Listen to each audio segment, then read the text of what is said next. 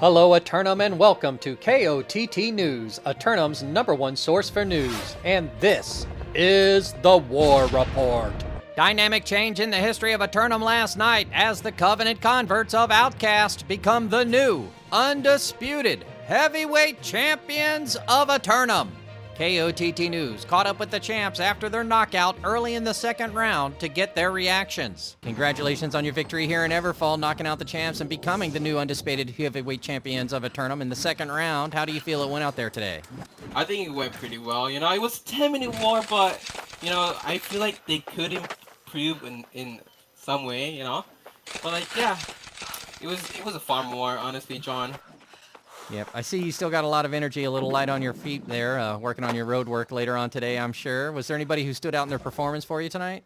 My group did really good in backstage. My healer, Nicole, Ryoku, my bruiser, my BB, Trog, they did pretty good. They did pretty good. And overall, Morgtown, he popped off like crazy. I don't know what happened with him. I think he popped off, bro. Oh, right on. Well, you got into stage, so it sounds like you spilled into the fort and took over the ramparts pretty quickly, huh? Yeah, we took it really fast. They couldn't defend it. I don't know what happened to them. Well, now you have two regions on the island. Are you going to be able to hold on to both of them, or do you have any ambitions to expand to a third?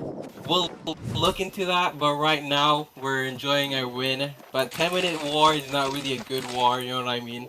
But yeah, we'll look. New refugees to the island were all over Everfall to witness the outcome, so be on the lookout for up-and-coming new recruits. KOTT News submitted a request for interview at City Hall in Moon Harbor, but civic leaders were unavailable as they prepared the hamlet for server reset.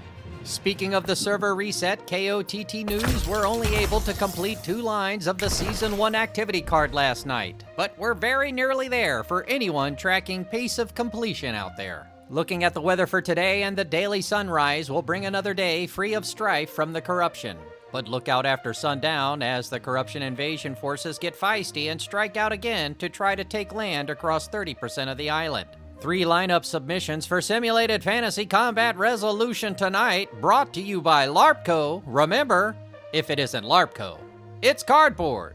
Tonight, the Marauders of Gorilla Town assault the vault of JDB's kitchen and attempt to steal away the island's financial capital of Windsward. Gorilla Town forcing themselves into a doubleheader against the Syndicate's preeminent powerhouse, determined to plunder at least one of their financial holdings. JDB's kitchen will need to field 40 defenders if they wish to stand their ground around the Bank Vault of Corinth. But will they have enough for both of their defenses tonight? Meanwhile, the Syndicate members of Commit assail the Marauders of Stam Out Z for control of the island's primary oil reserves of Weaver's Fen. In their third attempt to completely secure the swamps connecting the eastern shores to the central corridor, Commit forces move to knock Stam Out Z off the island.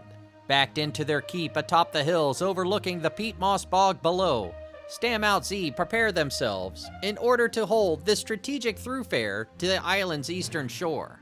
Also, the Marauders of Gorilla Town attack the Syndicate members of JDB's kitchen for control of the arid desert region of Brimstone Sands. In their second frontal engagement of the night, Gorilla Town strike at the dunes in the desert, intent on catching JDB's kitchen staff in a difficult decision. But JDB may not need to make that decision. They've shown their ability to field 2 full defenses in the past, but how they will field each team will be unknown until the starting horns. We'll have any late-breaking outcomes and reactions from the citizens tonight at 11. Until then, this has been War Correspondent JChalant, KOTT News.